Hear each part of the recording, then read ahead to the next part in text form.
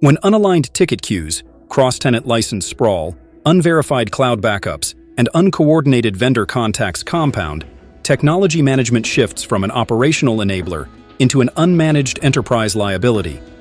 Dana Rogers, Director of Systems Engineering at Orbis Solutions, highlights the necessity of structured operational governance. Managed services work best when every alert, ticket, license, and backup check connects to a business owner, a workflow, and a measurable risk.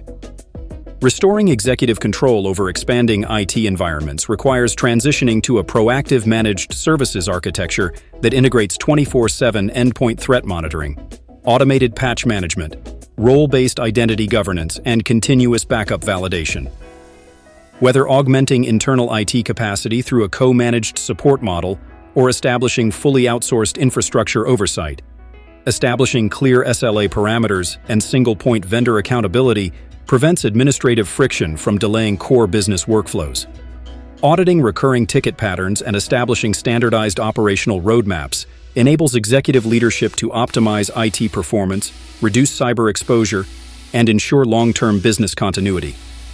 Read the full article to refine your managed IT strategy and add this to your Spotify playlist.